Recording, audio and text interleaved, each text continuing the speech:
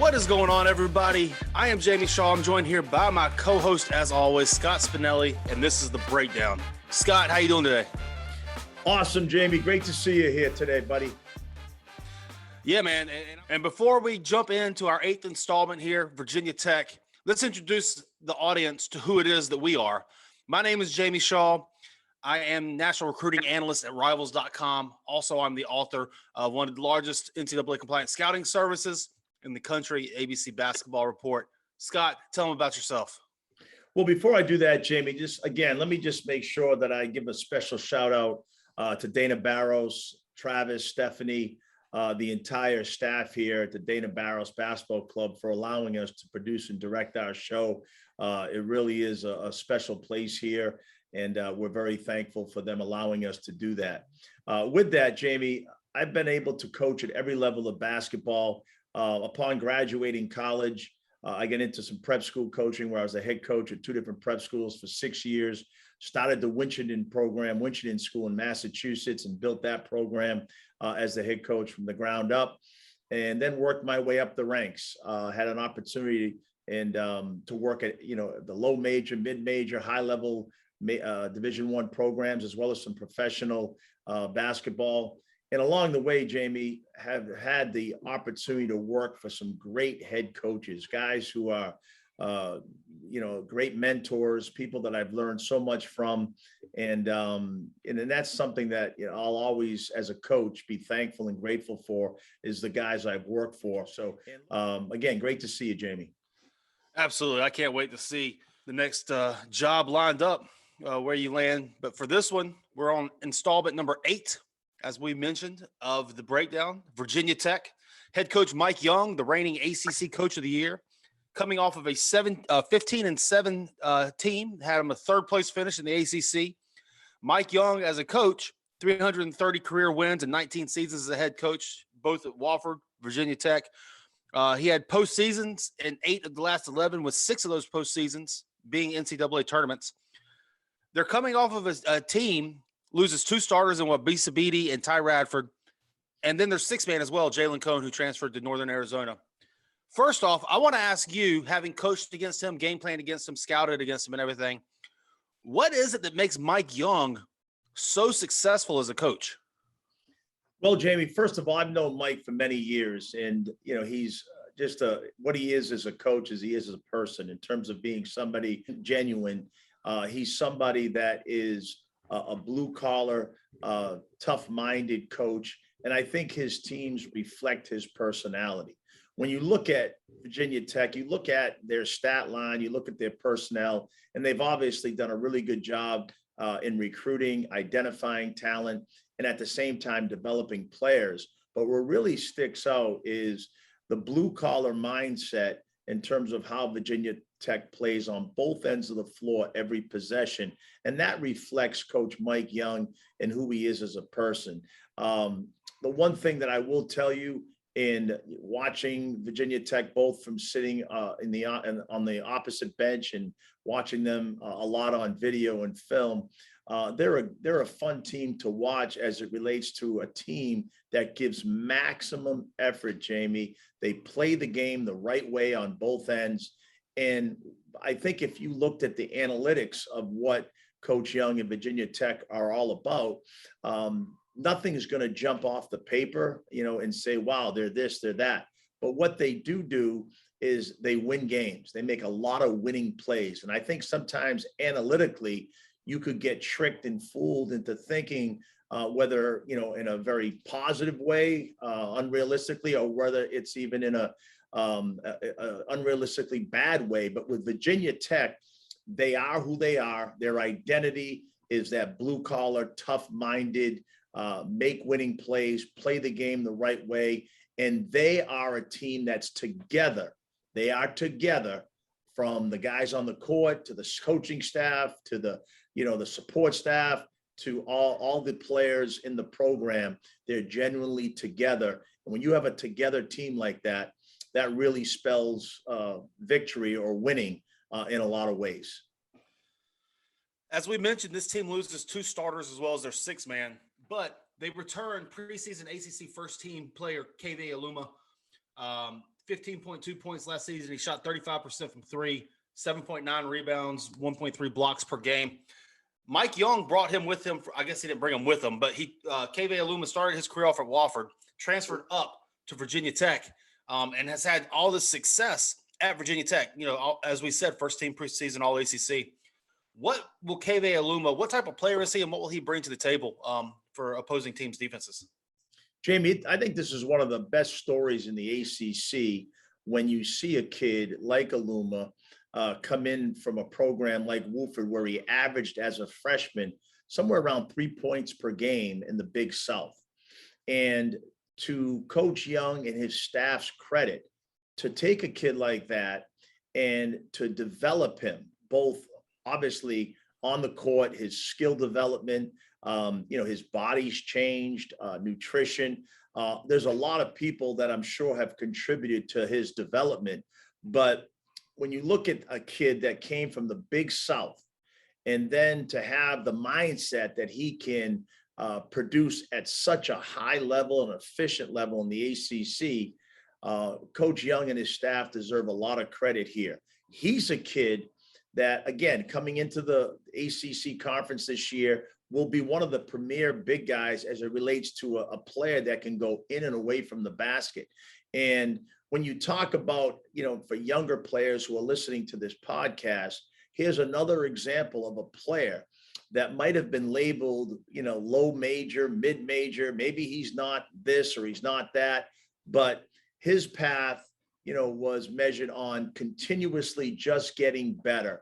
And each day, Aluma has done that. And it's quite obvious when you look at his productivity last year in the ACC going into this season. He's a force to be reckoned with. He can pass, he can dribble, he can shoot, he can score from all levels, tremendous rebounder, and a great feel for the game. So again, blue collar type player who has worked hard to develop his craft and his skills. A lot of the credit goes to Coach Young and his staff there too. Another fascinating recruiting story, Naheem Alinye, Mountain View High School, Buford, Georgia. He finished up his senior year of high school. And then after that, and going into that April, he picked up his offers, his USF, Nebraska, Virginia Tech, VCU offers. And then obviously chose Virginia Tech.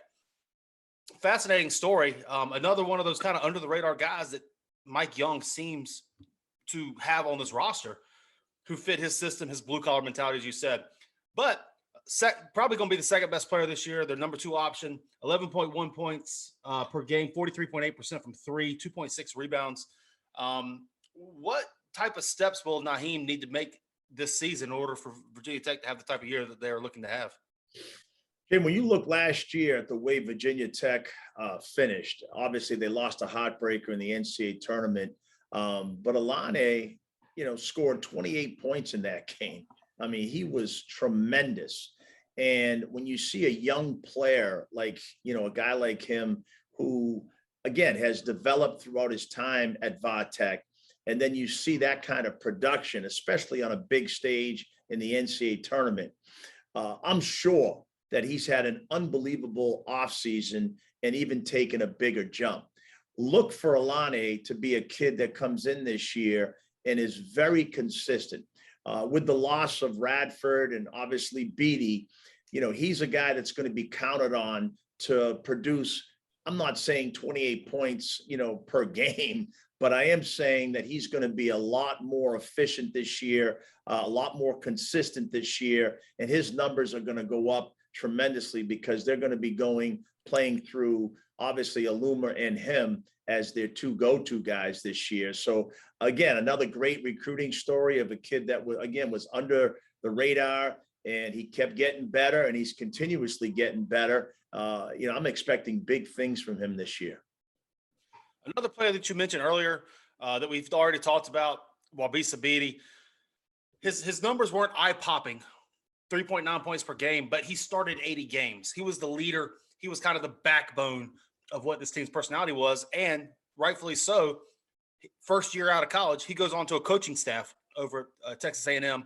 They bring in Storm Murphy, another player from Wofford, 5th-year senior, 1,300 career points, 470 career assists that he had accumulated at Wofford, 5th-year senior. This is probably going to be the biggest question mark on the team, as most eyes are going to be seeing how Storm Murphy performs, how the point guard play at Virginia Tech happens. What have you seen from Storm Murphy, and how do you see him fitting in the ACC? Well, Jamie, I'm going to kind of touch a little bit on Beatty. Beatty is a local kid here. He's from Massachusetts, and we offered him as a when he was a younger player, coming up in the high school ranks, and he was a kid that always played the game to win. Tremendous energy, unbelievably coachable, and he was a guy that we felt at Boston College that was going to have the kind of impact that he did throughout his college career. And he showed that at Vatech. All Beatty's ever done is win games. And when you watch Beatty in terms of what he did for that team, it might not have been measured as much statistically, Jamie, but his presence on the floor and what he did, not only offensively, but defensively, is going to be missed. Now, Storm Murphy, he fits that same mold, right? He's a guy that played for Coach Young at Woolford, blue collar, tough, hard nosed kid. The one thing that he has probably a little bit, he does a little bit better than Beatty. He's an excellent 3-point shooter. I think he's made over 223s throughout his career at Woolford. And, not really, thinking about, okay, well, if you can shoot the 3-point shot like that, and you're a kid that can also, put the ball on the floor and make your teammates better, which he's shown. Those two things are really going to be necessary for him to do this year to continue on, because they've got some other guys around him. And if he takes on that role that Beatty did with a little bit more 3-point shooting, and hopefully he brings that same mindset, on the floor for loose balls, hockey assist guy where he, sets up somebody that sets up somebody else. Thankless job that Beatty had in a lot of ways. Great pressure defensively on the ball. And I think all that energy that they lost with Beatty, Storm Murphy is going to be counted on that. And again, if he does that and he continues on the path of making 3-point shots and making his teammates better, he's going to be a huge addition for the Hokies this year. This next question is one that I've just in researching Virginia Tech, I'm really fascinated to hear your answer with and how you go through it, because as I research Virginia Tech, you look through their numbers, as you mentioned before, they don't really pop off the page at you. They don't really lead the ACC in any offensive categories. They don't, percentage wise or counting numbers wise. Yet they just win. They just find a way to grind out victories and wins. I want to hear from you. I'm super excited to hear from you. Break down what their offensive identity is and how it is that they come through with all these victories and have success on the offensive end of the floor. Well, you got to start with, first of all, Coach Young and his staff, right? I think any team takes on the personality of the head coach. And a guy like Coach Young, who is a guy that is all about hard work, and he practices what he preaches. And I think that mentality, that blue collar mentality, and what he brings to the table is become infectious amongst his players. I've been in the ACC for a long time, Jamie, and I can tell you what defines teams and seasons and even programs is winning and losing close games and heartbreaking games. And for whatever it's worth, Coach Young has figured out a way to win close games. And so when you look at what must be, again, we're not there every day in practice, but I'm sure this is a team that does a lot of the little things. And what we call them as coaches is they make a lot of winning plays. Plays that aren't necessarily measured in box score statistics or in analytics, Jamie, but what they are measured in is the contributions to winnings. And so with that, Jamie, I'd love to get into their offensive identity here and really show you some video of what Virginia Tech does. And again, to your point, it's not a team that you can look at and say, okay, they're going to run a mover blocker like Virginia, or they're going to get out and transition and run the Carolina break like Carolina does. They're a team that plays to their strengths. They run a lot of set plays. But again, they're running set plays for reasons, not just to run a play. They're running it to get certain guys the ball in the positions that they can thrive in. And because of that, those plays that are made offensively are winning plays, and they add up. And again, as we've seen, Virginia Tech is winning at a high rate because of it. So without further ado, Jamie, I'd love to dive into their offensive identity and show some clips. In this first clip, we're going to show you how fast they can get out and they can transition off a steal to a three-point shot. And you can see everybody's running wide, running their lanes. Again, a little dribble, flip, handoff, but in rhythm, again, that's cone, but they will convert their defense to offense in transition for either a wide open layup or a wide open three. In this possession here, you're going to see Virginia Tech, and it's not necessarily the set play, right? So you see a kind of a ball screen here on the side, a side ball screen, and Couture, who made the pass, is cutting through. Now, we've shown motion, and this is kind of the stack side opposite the ball screen, but the fact that he's cutting through and the Florida defenders actually switch it, there's a little bit of what we call occupying the defense on that side of the floor, and it causes them to kind of look and think as opposed to just react. And so when he comes off the ball screen here, all he does is he makes a simple pass over the top. Alane, great awareness, feeling the double team, and watch the ball movement and reversal here. This is almost like it's a drill work in practice. I mean, that's as textbook as you get in terms of playing the game the right way to get the best shot, not a good shot, a great shot. There were multiple times there in that possession that they might have had a good shot, but they finished with a great shot. And the basketball gods reward you when you play the game the right way. And Virginia Tech certainly does that on both ends, and especially in that offensive possession. In this possession here, you're going to see Aluma, setting what we call a flat middle ball screen where his butt is towards the baseline. And in this case here, the Florida defense switches it. Now, all they do basically is they recognize the matchup, a little guard on Florida fronting Aluma. Aluma now feels the double. And when he does, he understands where to go with the ball. Florida choked this one pass away here off, and Aluma understands that two passes away here is going to be the pass, and he makes a tremendous pass to his teammate, who immediately catches it. Couture now has his hands ready and his hips down, and now he's forcing what you'd call a long closeout. Wide open three because he was shot ready, but it all started with the initial pass from Aluma, who caught it, very poised, made the correct decision out of the double team, didn't panic, didn't over dribble. And then again, the credit to Virginia Tech at catching the ball and moving it. We call that one more and putting Florida in a long closeout to an advantage to an offensive player who was shot ready. In this next clip, we're going to watch Virginia Tech here. And when you see this clip, it's not necessarily the actual entry. It's just how they play off of this, right? So they got great spacing.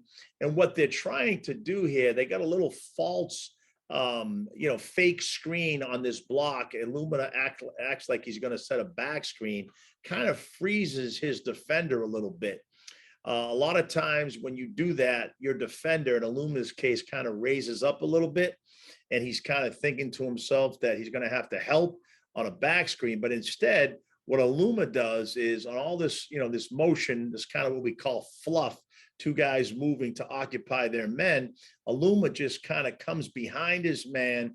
And we talk about sealing your man there by stepping over his top foot. We call that swiveling, getting your butt into the defense and making sure that he can't get around you in the post. And he catches it literally on top of the basket and finishes with his opposite hand. Tremendous play, simple, but playing to their individual strengths is what Coach Young and his staff do. This last possession here is a ball screen possession that you're going to see. And, again, it's not necessarily the actual play that, gives Virginia Tech, the wide open shot, but this is kind of a flat middle ball screen where he twisted at the end. And when he twists it, what happens here is Mutz, again, the transfer from Delaware, who plays the game to win. When you look at Mutz's stat line and why he's so valuable, it isn't necessarily that he does one thing incredibly well. He just does all the things that you need him to do to help you win. And on this case here, he sees the Carolina defender kind of close out with an open stance there, and he just catches and he drives the ball to a wide open dunk. And a lot of that had to do more with catching the ball in a position where he read what his defender did in terms of the closeout technique. Again, not something that's complicated, just, reacting to the defense and playing to a guy like Mutz in terms of his ability, his versatility, play in and away from the basket. So we've talked about their three main focal pieces. They're going to have two other guys that are going to need to step up and elevate their games a little bit, step into roles. Hunter Couture and Justin Mutz. Justin Mutz last year, he averaged 29 minutes per game, 9.5 points, 6.4 rebounds. Hunter Couture, 6'3" guard, in 22 minutes, 8.5 points. He shot 43% from three. What are you seeing from both Mutz and Couture on this season's team in order to step into the roles vacated by Radford and Jalen Cone? Well, to your point, let's start with Mutz. And Mutz was a kid that transferred from Delaware. He's a super senior, so he's older. But the one thing I will say about him that was kind of I had never really seen much of him at Delaware, but he brought a lot of energy last year on both ends of the floor. And he makes winning plays. He does whatever it takes to help his team win. And again, Coach Young, his staff, they've instilled that mindset into all their guys. But Mutz is kind of like that unsung hero, that guy that every game you look at, if he needs to make a three-point shot or if he needs to score the ball, he'll do that. If he needs to offensive rebound or he needs to make sure that defensively he's rebounding, picking up steals, he'll do that. He's just one of those guys that's the consummate winner team guy. And then you look at Couture. Couture to me is a Mike Young perfect system fit. Former quarterback, 6'3", 200-pound, tough as nails, a kid that plays every possession defensively like it's his last. We had this saying, Jamie, and we used to talk about this quite a bit, is to take on game point mentality, right? So when you're playing basketball and you play in your Sunday night leagues, Jamie, when the game is on the line, that game point mentality, both if you need a stop defensively, that possession means a lot. And at the same time, offensively, that game point mentality means you're going to probably have to play through some contact. To me, Hunter Couture is a game point mentality type player where on both ends of the floor, he plays to that mindset. And again, he's an excellent three-point shooter. He's somebody that's a perfect system fit. Look for his minutes to increase this year, especially with the loss of Beatty. And again, you talk about individual development. I'm sure he's worked extremely hard and gotten that much better. So again, both Mutz and him are going to be those high energy, high octane guys, and look for those two guys' numbers statistically to improve and increase this year. So far, we've gone through the personnel, and a lot of them are older. And I'm going to ask you about that later, how important it is to get old and stay old. It seems to be a theme that we have here. But we have Couture, who's a junior, Justin Mutz, a fifth-year senior, Keve Aluma, fifth-year senior, Aligne, a junior, Storm Murphy, fifth-year senior. They're old. I want to talk about a couple of the younger guys that are coming back, and Darius Maddox and David Ingeson, about what type of roles that they can take on for this team. They've been there for a year, so they're not brand new, but they're going to be needed this year for some depth and for some pop in the game and everything. What can Darius Maddox and David Ingeson bring to this team, and how can they kind of elevate the play of everybody around them? Well, first of all, Maddox, coming from Oak Hill, as we remember him in playing in that prep school, high school type setting, he was a kid that was an offensive guy that can really do some things. I mean, he's a guy that has the potential to kind of, do it offensively at all three levels. I think as any freshman last year, especially with the culture which Va Tech created, he probably had to get used to, like most freshmen do, in terms of playing every possession, not taking possessions off. And that goes on the defensive end, right? So I think that's probably was his biggest adjustment last year, but he's going to be a guy, again, you look at, Aluma, look at him as kind of the guy that came into a Big South team at Woolford and averaged 3 points per game. And look what he's developed into. So you got to look at a kid like Maddox, who has oozing with potential to come in this year and be a guy offensively that gives them some support. I'm not sure he'll start, but I think he's going to be a guy that's going to be impactful this year and show huge strides and give them some offensive firepower off the bench. As it relates to Engerson last year, if you were to take his statistics, Jamie, especially on the rebounding end, analytically, and put those stats, I think it was 2.3 points 2.3 rebounds per game, right around, 7 or 9 minutes, right in that area. I think if you were to project that, he'd be averaging almost 10 rebounds a game or above. And so he's a very active, long, skilled guy who plays with a high motor, and he goes after the ball. He has a great nose for the ball, and he rebounds on both ends offensively because of his length and his athleticism. He's a guy that can go over people. Defensively, he rebounds the ball also. And again, he's deceptively skilled too. Like, he'll step away and make some shots for them. He can pass, dribble. So he's a guy that's going to be counted on this year too in the front court, especially after being in the program for a year and the improvement I'm sure he's made. A little wiry, he's not overly thick and strong physically,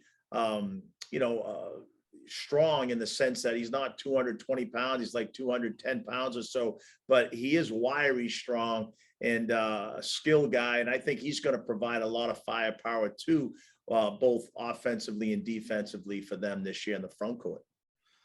Some of the common themes that you've brought up during this, obviously with the length and everything, but also you have culture. Also, you have hard-nosed and all that. That just screams defensive identity and all of that. Looking at what Virginia Tech did last season on the defensive end during ACC play, they were third in points given up. They were third in total rebounds. They were third in three-point percentage against, fourth in block shots. Defensive identity. What is it about this team? What is it that Mike Young tries to do on defense, and how do they have such success on the defensive end of the floor? Jamie, I played for a coach in college, Coach Mike Jarvis, who had a saying, and that was this. He told us from the minute we started, our careers and playing for him, that defense is about three things: a head with a brain, heart, and guts. If you have those three things, which every person in this locker room has, you're going to be a guy that's going to be able to get better and help the team win on the defensive end of the floor. That can't be more true as it relates to Va Tech. Head with a brain, heart, and guts. And again, when we talk about every possession, very few possessions, and I think this was a goal of ours at Texas A&M. Jamie, we had the best 4-year win total in A&M history. We averaged 25 wins a game. And our team was about playing every possession defensively.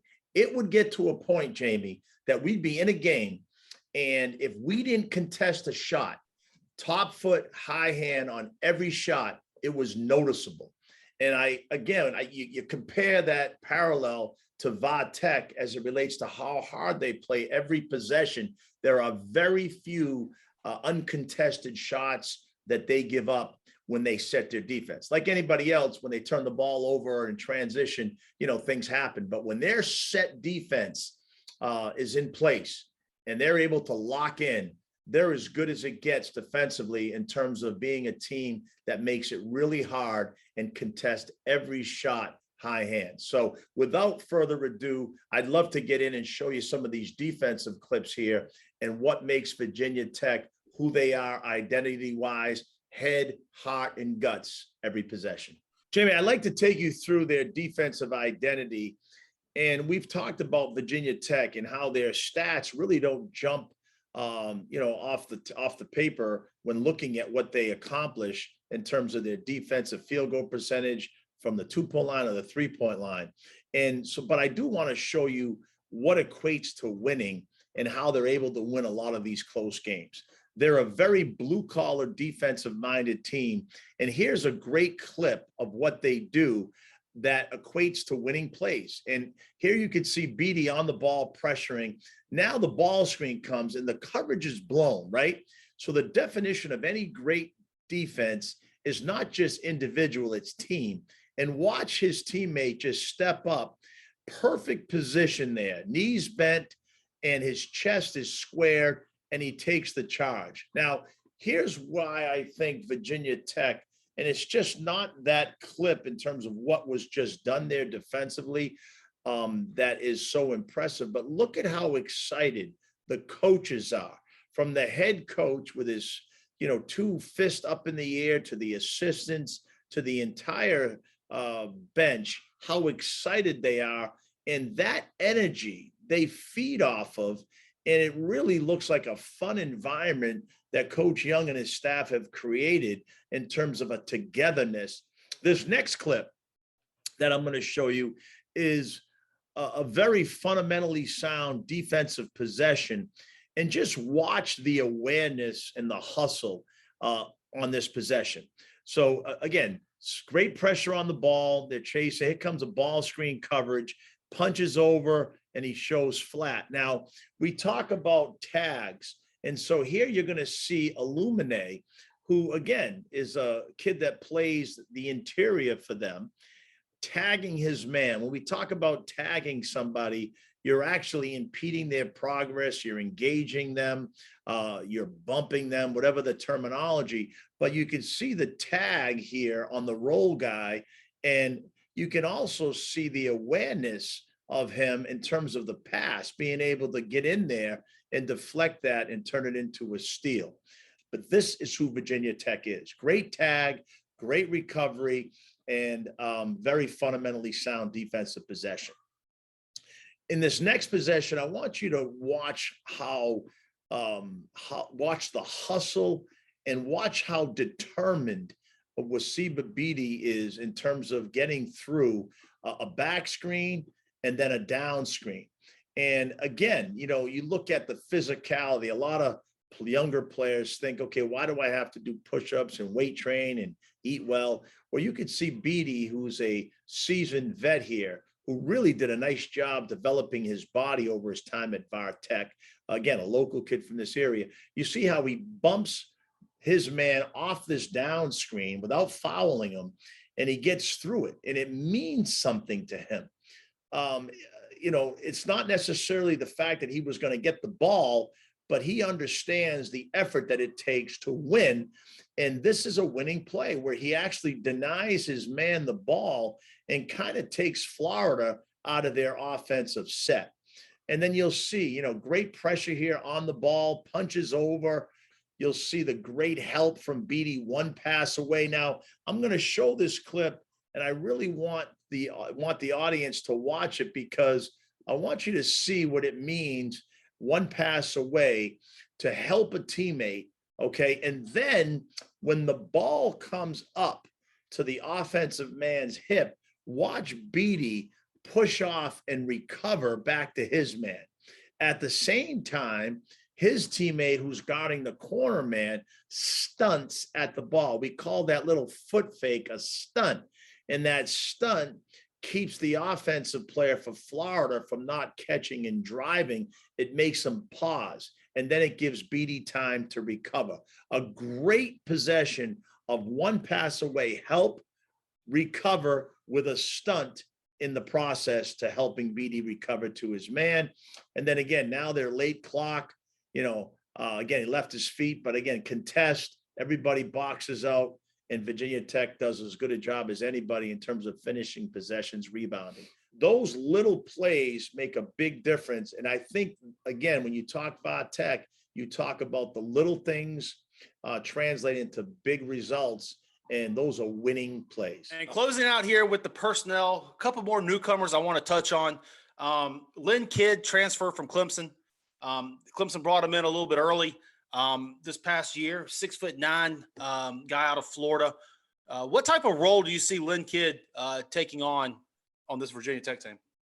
Well, look, I remember him again, another kid from Florida, right? They've got a few guys here that they've recruited out of the state of Florida, and Florida has been good to them. But Lynn Kidd, again, is another guy that's oozing with potential. To your point, he reclassed. He was a younger guy, has, played at Clemson. So that he's already been ACC tested, in the weight room, on the court and practice every day. He transferred over to Va Tech. And with their proven track record, Coach Young and his staff's, track record in terms of their individual development, both on the court, weight room, and nutrition, he's a kid that just needs time. That's all he really needs. Great length to him, a kid that's evolving skill-wise, athletic, shot blocker type. If he gets a little bit more aggressive and, again, gets that mindset that all these Va Tech guys seem to have, I think he's going to be a guy that can impact the program, especially this year coming off the bench. Virginia Tech brings in a two-man recruiting class, 3-star players. Jalen Haynes out of Florida chose Virginia Tech over Mississippi State, USF, VCU, 6'8" player.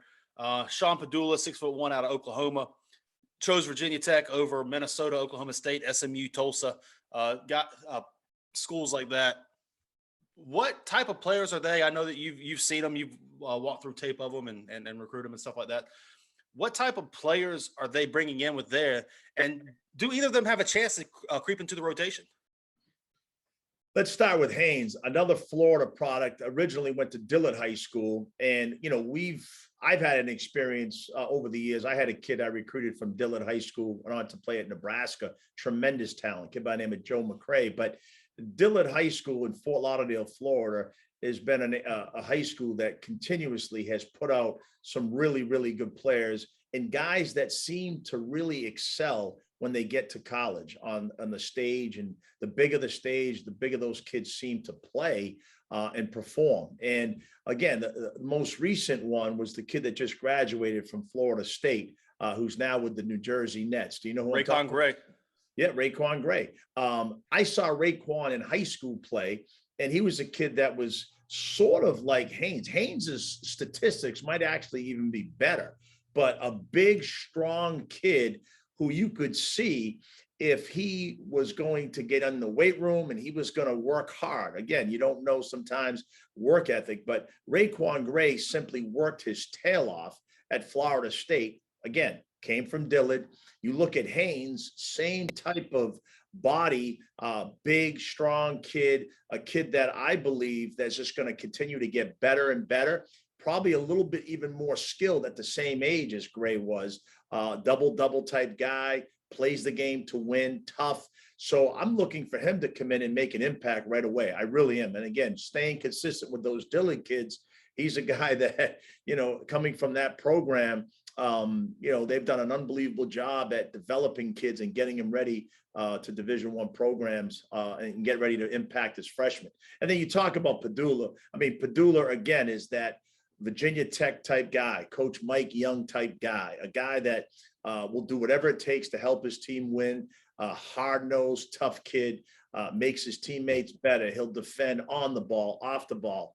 Excellent three-point shooter, brings incredible energy every possession. Padula will be a guy that also gives them instant impact as a freshman, energy off the bench on all fronts. But yeah, both those two kids are a nice class, two-man class in terms of freshmen for Va Tech. And I talked about it, I hinted on it earlier, but I wanted to kind of go a little bit more in depth with you about it. This team seems to have great age, experience. They have players that know what Mike Young wants. They have players that have been in the bright lights. They've been to NCAA tournaments. They've experienced success at college level. How important is that aspect, that experience? How important is that knowledge in college basketball and in the ACC. Well, there's really no substitute for experience, Jamie, at the Division I level. When you can have guys who have been in your program multiple years, as to your point, they've been there, done that, and those kids, they understand the speed of the game. They understand what it takes to win games at home, on the road. They understand that game point mentality that we spoke about on both ends. And when you talk about building a program, Jamie, the most important ingredient in your vision for any coach is to come in and build your program with players who are going to develop and become players who get older and older within the program, within the system. And again, Virginia Tech has shown that they have those type of guys.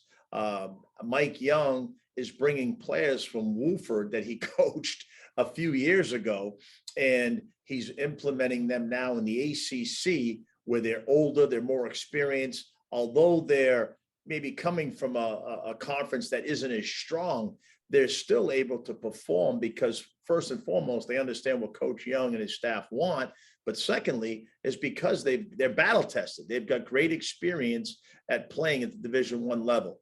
You know, Jamie, when you're out on the road and you're watching a lot of players, the one thing that, you know, I tell young guys when I'm recruiting them and their families, and I'm sure you see this, the biggest adjustment that high school kids, whether they're high school JUCO kids, in terms of, you know, the adjustment going from a high school to JUCO to a Division I program is the speed of the game, right? How fast things happen. You know, if you're not shot ready with your hips down, hands ready on a shot at the Division I level, you're probably not going to get the shot off clean. There's going to be somebody that can cover ground, different than high school, right? So when you talk about the parallel of, you know, younger, inexperienced players as opposed to having experienced players in the program, it's a huge advantage for any head coach in college or any college program is to get those guys with experience. And once again, Jamie, VaTech is building their program with that mindset. And I think that's why they win a lot of these close games too. They've got that experience, been there, done that mentality, and they understand what it takes to win. All right. Thank you guys so much for tuning in. Virginia Tech, super excited to see what they bring. I think Scott did an unbelievable job of breaking down what it is that we can expect from them, why it is that Mike Young, ACC Coach of the Year, and what he tries to do and instill within his teams. There's a great X's and O breakdown. There was a great breakdown of identity, talking about personnel. But that's what we've come to expect here from the breakdown with Coach Scott Spinelli. Thank you guys so much for tuning in. If you would, please make sure you go beneath, subscribe to us, leave in the comments below what you think about Virginia Tech, how you think they're going to be, what you think about KV Aluma, and the national ranking Virginia Tech should bring. Just leave in the comments below. Let us know what you think about it. This is our 8th installment. Listen to the previous 7 as well. We've already gone through the Dukes, the UNCs, the Syracuses, the Georgia Techs of the world, and we're going to have more coming as well. We're going to get all the way up to 15 here pretty soon. So make sure you check it in. Make sure that you go ahead and subscribe to us, rate us 5 stars, and do all that. But until next time, I am Jamie Shaw, my co-host Scott Spinelli. Thank you guys so much.